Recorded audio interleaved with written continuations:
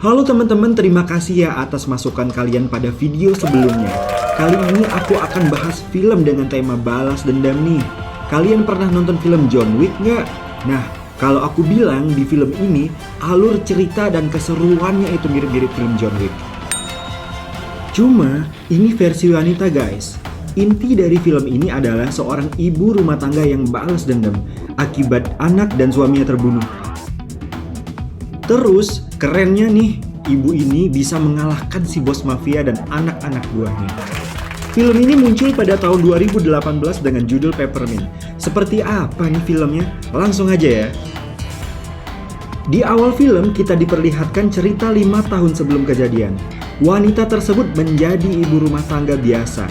Dia adalah Jennifer Garner yang mendapatkan peran utama menjadi Riley North.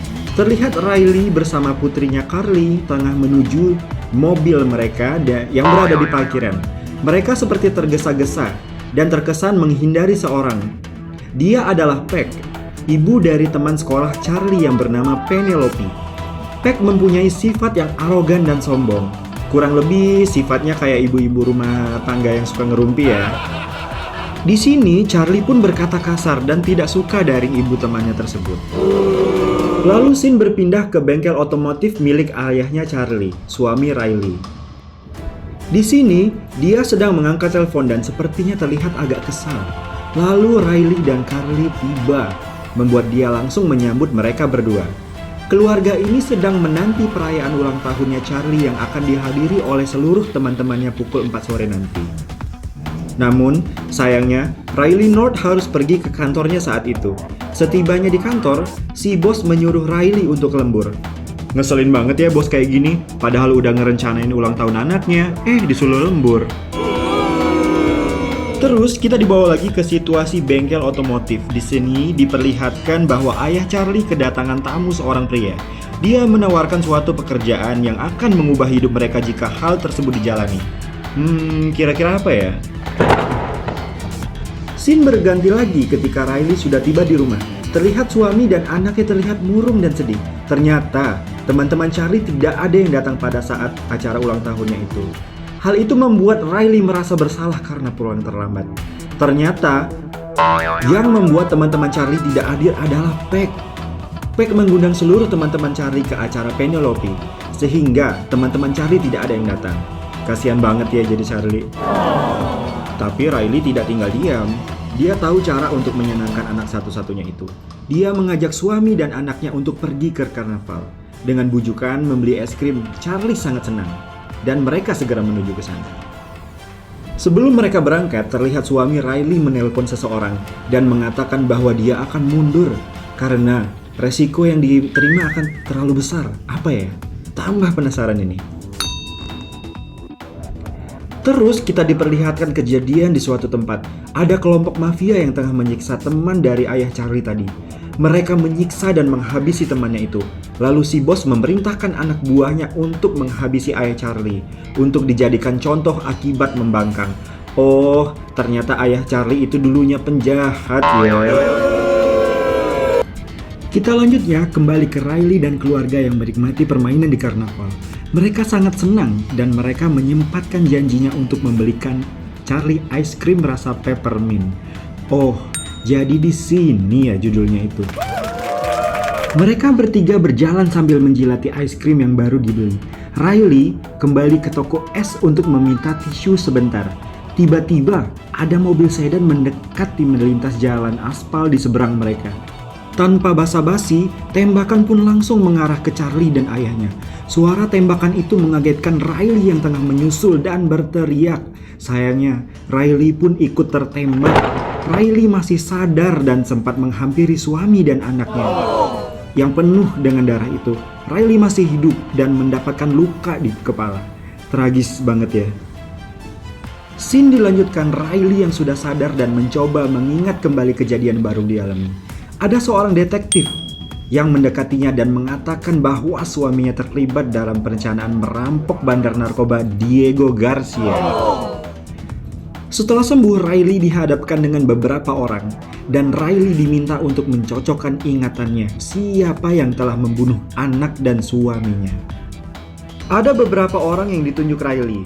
Dia sangat yakin kalau mereka itu adalah pembunuhnya.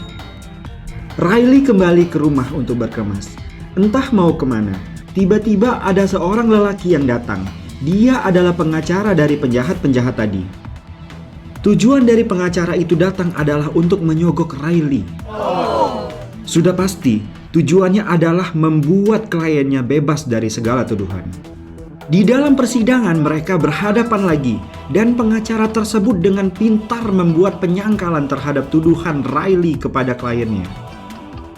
Lalu Riley sangat kesal karena persidangan itu diputuskan penjahat-penjahat itu tidak bersalah oleh hakim. Riley bersikeras kalau mereka itu adalah pembunuh suami dan anaknya, tetapi hakim tetap pada pendiriannya. Bisa dibayangkan ya betapa sakitnya Riley saat itu. Riley yang emosi ingin menyerang terdakwa langsung. Namun, Riley langsung disetrum oleh petugas pengadilan dan dibawa menuju mobil. Riley ini akan dibawa ke rumah sakit jiwa. Memang ya, dasar licik. Sudah suami dan anaknya dibunuh, mereka mau si Riley pun menjadi gila. Di dalam mobil itu ada si detektif yang terlihat senang dengan dibawanya Riley ke rumah sakit jiwa. Riley lalu mengambil tabung dan melemparkannya kepada si detektif. Riley kabur saat itu juga. Entah kemana Riley akan kabur. Dia terus berlari. Nah, itu tadi adalah cerita 5 tahun sebelum saat ini di film. Di mana saat ini Riley telah mempersiapkan rencana balas dendam dengan segala sesuatunya dengan matang. Scene selanjutnya diperlihatkan detektif yang sedang membuka kopi dengan ditambah minuman keras di dalamnya. Sepertinya mereka mendapatkan kasus dan bertemu di suatu lokasi. Tampak rekan kerjanya menyindir karena detektif itu datang terlambat. Lalu mereka melihat ke arah atas, yaitu biang lala. Ternyata itu ada 3 orang yang dibunuh dan digantung pada mainan tersebut. 3 orang itu adalah orang-orang yang menembak suami dan anak Riley 5 tahun sebelumnya. Lanjut, kita diperlihatkan di kantor polisi. Di sini kita dikenalkan dengan yang namanya Lisa. Lisa adalah FBI dan Lisa mengundang detektif dan rekannya tadi untuk melakukan meeting. Mereka curiga bahwa mayat yang digantung tadi ada hubungannya dengan Riley. Karena mayat yang digantung tadi adalah orang-orang terdakwa pada persidangan pembunuhan suaminya. Lisa juga mengatakan bahwa di malam pertama Riley kabur, dia mencuri uang $55.000 dari tempat kerjanya. Lalu Riley lenyap dan tidak diketahui keberadaannya. Riley datang ke Hong Kong dengan masih menggunakan nama aslinya untuk menjalani pengobatan bahu terkilir, tengkorak retak, dan limpa pecah. Lalu mereka membuka dokumen selanjutnya. Di YouTube, Riley mengikuti pertandingan boxing dan hal tersebut membuat heran semua orang yang ada di situ, kecuali Lisa. Di sini, Riley pandai dalam melarikan diri sehingga membuat FBI hampir menyerah. Sampai akhirnya mereka mendapatkan rekaman CCTV sebuah toko senjata api yang dirampok Riley beberapa hari yang lalu. Mantap, GG banget woi, ini baru keren balas dendamnya ibu nih. Lanjut, oke sip. Sebelum scene tadi sebenarnya diperlihatkan scene Riley yang sekarang. Dia sedang menyiapkan alat-alat seperti pistol dan lain-lain di dalam sebuah van tua di tengah-tengah permukiman kumuh.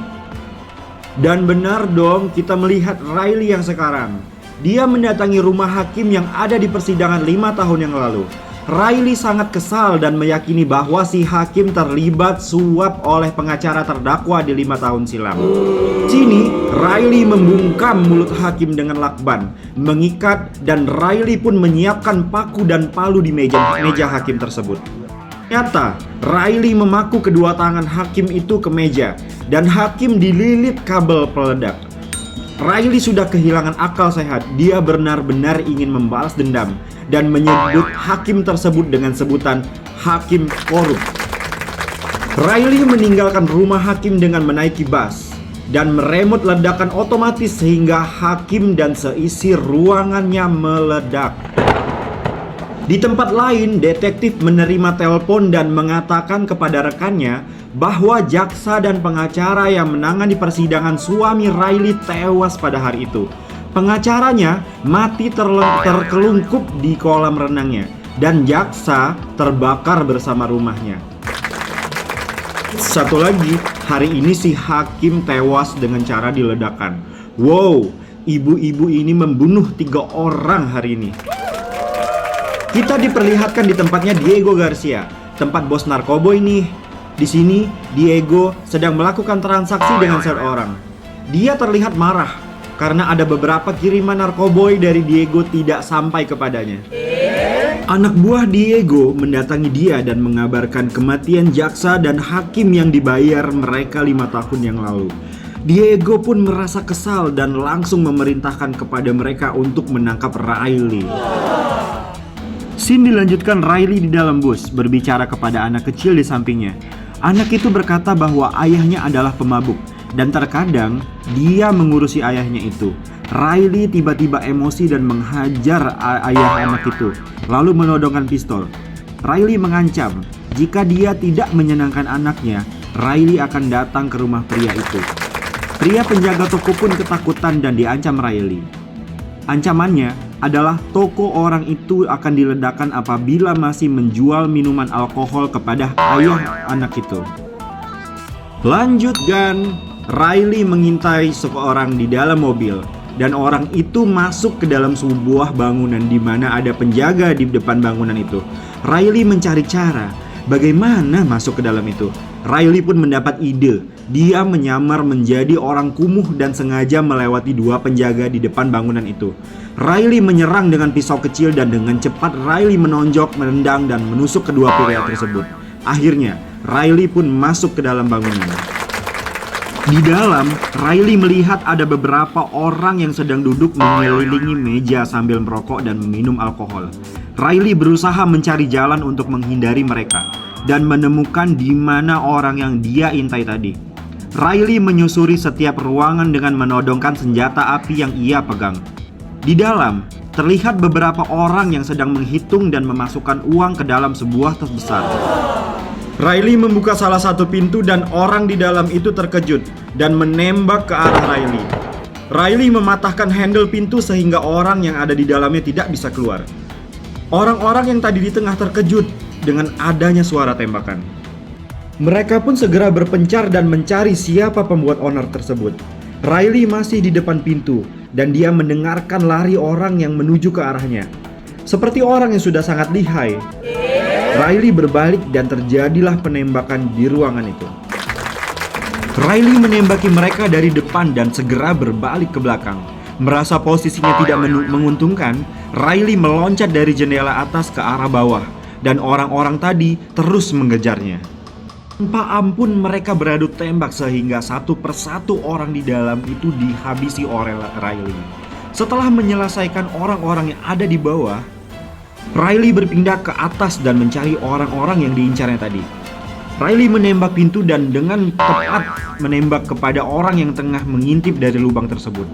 Riley dengan buas menembaki orang-orang yang ada di dalam dan Riley menyisakan satu orang yang diincarnya untuk mendapatkan informasi di mana Diego Garcia yang telah memerintahkan membunuh keluarganya berada. Orang itu disisakan untuk hidup dan kembali ke Diego Garcia untuk mengantarkan pesan bahwa tempat usaha dan seluruh uang mereka dibakar oleh Riley. Diego merasa tidak senang mendengar pernyataan itu. Diego memerintahkan anak buahnya untuk menggandakan keamanan dan memerintahkan untuk segera membunuh Riley sebelum Riley membunuh mereka. Setelah kejadian itu, Riley North dan Diego Garcia menjadi perbincangan hangat di media sosial. Seperti biasanya, di TKP terlihat Lisa, detektif, dan rekan detektif sedang melihat situasi di mana Riley North menghabisi anak buah Diego dan membakar semua uang Diego di sana. Lisa merasa heran. Selama Riley berada di sini, apakah tim kriminal tidak penasaran di mana Riley tinggal selama ini? Scene berlanjut lagi nih, kali ini di tempat persembunyiannya Diego Garcia. Tempatnya keren banget nih, kayak villa-villa di atas gunung gitu. Di dalam mereka sedang berdiskusi siapa target selanjutnya. Salah satu anak buah Diego mengatakan bahwa laboratoriumlah yang menjadi sasaran selanjutnya. Lalu mereka berdiskusi lagi. Sejauh mana Riley mengetahui keberadaan mereka? Apakah Riley mengawasi mereka selama ini? Diego berpendapat dan mengingat bahwa kejadian barang narkoboy yang pernah hilang sudah pasti itu adalah ulah dari Riley. Dan Riley mendapatkan semua informasi dari situ. Kembali ke kantor Lisa di mana mereka sedang mencari keberadaan Riley selama ini. Tim dari Lisa belum menunjukkan hasil dari pencarian mereka. Pria itu pun memberikan informasi kepada Lisa dan detektif bahwa sosial media sedang ramai membicarakan mereka. Lisa mengamati peta yang ada di layar temannya itu. Dia menunjukkan suatu lokasi yang dianggapnya agak aneh. Lisa meminta data lokasi tersebut kepada temannya. Di sini, terlihat si detektif terlihat menunjukkan suatu ekspresi yang aneh melihat lokasi tersebut. Kenapa ya ini orang? Riley datang ke lab itu. Diego dan anak buahnya telah memasang perangkap yaitu bom. Ketika Riley masuk dan anak buah Diego benar-benar yakin bahwa itu Riley, mereka dengan cepat mengaktifkan bom otomatis ke dalam lab itu.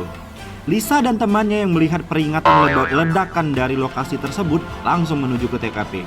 Bom meledak dengan hebat, tetapi Riley bisa lolos. Riley dengan cepat masuk ke salah satu lubang yang ada di lab tersebut. Riley pun selamat dari bom. Riley keluar melalui saluran dan Riley berada di tengah jalan. Riley yang kebingungan karena telah masuk jebakan Diego emosi dan mengambil mobil salah seorang di jalan yang hendak menolongnya. Riley pun dengan cepat mengikuti mobil anak buah Diego. Di lokasi lain, Lisa masih terus mencari di manakah Riley tinggal selama ini. Dia mendatangi kawasan imigran gelap di suatu lokasi dan bertanya kepada salah seorang yang tengah mendorong stroller bayi. Lisa berkata, apakah tidak bahaya membawa bayi keluar malam-malam? Pria itu menjawab, sekarang sudah tidak takut lagi karena ada malaikat menjaga mereka, sambil melihat lukisan yang ada di dinding. Lukisan itu terlihat seperti wanita bersayap dengan muka ditutup hoodie sambil membawa pistol. Bam! Dan Lisa pun sangat-sangat yakin bahwa ada titik terang di mana lokasi Riley selama ini berada. Bergeser ke Riley, dia dengan cepat menyalip mobil anak buah Diego tadi. Riley menembaki sopir dan menusukkan pisau ke anak buah Diego yang satunya. Rumah Diego tentunya dijaga dengan penjagaan yang sangat ketat. Riley mengelabui penjaga depan dengan menjalankan mobil tersebut entah menggunakan kayu atau gas lain, sehingga mobil itu berjalan tetapi masih bisa memperlihatkan kedua mayat anak buah Diego tadi. Setelah sampai di gerbang, Riley dibukakan gerbang dan Riley dengan cepat menembaki penjaga itu. Di dalam, Diego melihat berita bahwa ada seorang saksi yang menyatakan bahwa Riley masih hidup dan mencuri mobilnya. Orang itu pun memberi suatu pernyataan, yaitu Riley terlihat sangat marah. Adu tembakan terjadi lagi. Riley menghabisi dengan senapan yang hampir senyap. Lalu mereka semua dikagetkan dengan senjata api milik anak buah Diego. Ketika lampu dipadamkan, terjadilah pertempuran sengit lagi antara mereka. Riley dengan bebas dan buas menembaki ke arah manapun, dan itu sangat tepat mengenai anak-anak buah Diego. Riley telah menghabisi semua anak buah Diego dengan senjatanya, dan akhirnya Riley bertemu dengan Diego. Diego bertanya, "Siapa kamu dan apa maumu?" Riley dengan tegas menjawab, "Dia mau keadilan." Di tengah perdebatan mereka, muncul anak wanita Diego dan memanggilnya.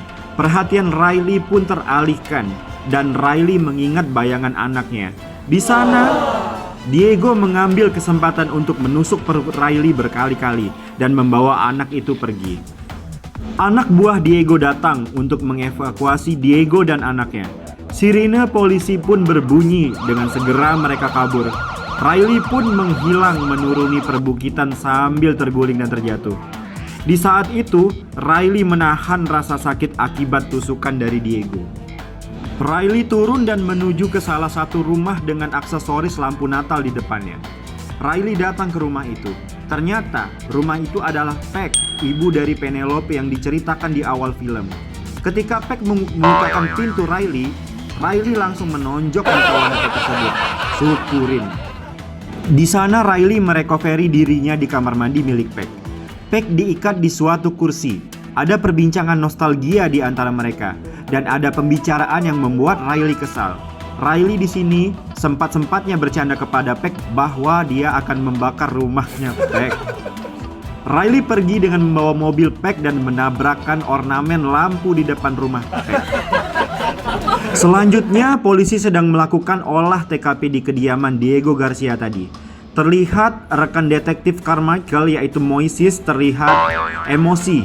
Mereka baru mengetahui bahwa ini adalah rumah dari bandar narkoba. Dan Moises pun marah kepada salah satu rekannya di bidang narkoba. Dia menyebutkan sesuai informasi dari Carmichael bahwa bidang narkoba tidak memberikan info apa-apa kepada mereka. Padahal tim narkoba telah mencoba menghubungi Carmichael berkali-kali dan mendatangi meja dari Carmichael, tetapi yang bersangkutan tidak mau bekerja sama. Disinilah Moises tersadar bahwa detektif Carmichael adalah salah satu dari kaki tangan Diego Garcia. Carmichael tidak berada di posisi TKP, melainkan dia mendatangi Lisa yang menemukan di mana Riley selama ini berada. Lisa mengatakan bahwa Riley selama ini telah mengawasi Diego Garcia, dan jika Riley tertangkap, mereka bisa membuka seluruh kaki tangan dan mata-mata Diego Garcia di kepolisian. Mendengar hal itu, Carmichael merasa ketakutan, dan dia dengan cepat membunuh Lisa dengan melepaskan tembakan ke dada Lisa. Carmichael menelpon Diego, mengatakan bahwa ia menemukan lokasi di mana Riley berada. Diego memerintahkan untuk menurunkan seluruh anak buahnya ke sana untuk mengamankan lokasi. Riley memang tengah sampai di sana, tetapi dia pingsan di sebuah sudut lain. Tim Diego pun tiba dan menyuruh anak buahnya untuk menggeledah dan menemukan Riley di tempat imigran tersebut. Riley pingsan dan dia mendapatkan sebuah mimpi yang mengatakan bahwa dia harus kuat untuk melawan penjahat tersebut. Riley mendapatkan kembali semangat terakhirnya untuk membunuh anak buah Diego yang menuju ke arahnya. Riley mengambil walkie-talkie anak buah Garcia untuk mendapatkan informasi dari tim penjahat itu. Terjadi adu tembak antara Riley dan anak-anak buah Diego. Sampai saat ini, Diego belum mengetahui siapa yang ditembak. Riley mengkontak Diego menggunakan walkie-talkie dan Diego mengatakan, "Aku mendengar kau kesakitan," dengan ekspresi penuh kekesalan. Di kantor FBI terlihat Moises dan tim berkali-kali menghubungi Lisa. Lisa tidak menjawab. Mereka tidak tahu kalau Lisa sudah dibunuh oleh Carmichael. Riley mendengar salah satu bunyi handphone di bak sampah dan Riley membuka. Ternyata dia menemukan sosok mayat Lisa di sana. Riley menggunakan handphone Lisa dengan tujuan untuk menyiarkan apa yang terjadi kepada publik. Moises tengah menyeruput kopi di dalam ruangan kantornya. Tiba-tiba melihat siaran TV live langsung dari Riley. Riley meliput di sana dan terlihat ada Carmichael yang terlibat menjadi kaki tangan Diego Garcia. Dan keterlibatannya pun langsung terbongkar saat itu juga. Riley menyampaikan kepada live untuk seluruh reporter datang ke lokasi tersebut. Dikarenakan Riley tidak keluar dari persembunyiannya, Diego Garcia menyandra salah satu teman kecil Riley di pengungsian, yaitu Maria. Dia akan menembak Maria jika Riley tidak keluar. Akhirnya, Riley pun menyerah dan dia datang untuk menyelamatkan Maria. Riley mendekat kepada Diego dengan mengolok Diego bahwa ia takut kepada Riley. Diego langsung meninju perut Riley sehingga Riley terjatuh. Diego dan Riley pun adu kekuatan tanpa senjata di sana. Riley terjatuh dan berkata, "Seharusnya kamu mendengarkan ucapan Carmichael." Dan sirine polisi pun terdengar. Anak buah Diego berhamburan melarikan diri dan Carmichael pun ditembak oleh Diego di tempat. Terjadi kekacauan di sana. Riley telah hilang mengejar Diego sampai ke tengah pengungsian. Di sana mereka berduel dengan tujuan awal yaitu membalaskan dendam atas terbunuhnya keluarga kecil Riley. Riley menembak Diego ketika sinar lampu helikopter dan tembakan-tembakan dari polisi berbunyi. Terjadi kekacauan dan Riley pun hilang. Mereka mencari wanita itu, tetapi dia pergi entah kemana. Moises mengetahui kemana Riley akan pergi selanjutnya setelah membalaskan dendamnya selama ini, yaitu ke pemakaman suami dan anaknya. Moises menemukan Riley di sana, tetapi tubuh Riley sangat lemah dan mengakibatkan dia sekarat. Moises membawa Riley ke rumah sakit. Pada scene rumah sakit diperlihatkan bahwa Riley tengah berbaring di kasur. Di ruangan Riley terlihat salah seorang polisi yang sedang berjaga di sana. Moises datang ke ruangan Riley dan mengatakan dia banyak membunuh penjahat dan telah mengungkap polisi korup di instansinya. Selanjutnya adalah Riley mendapatkan kunci borgol. Entah Moises yang memberikan atau Riley mencuri dari Moises.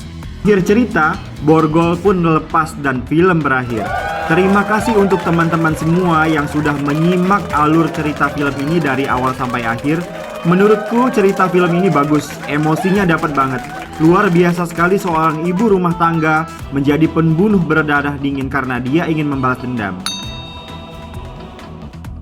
Untuk teman-teman yang mau request cerita lainnya, silahkan ketik di kolom komentar ya.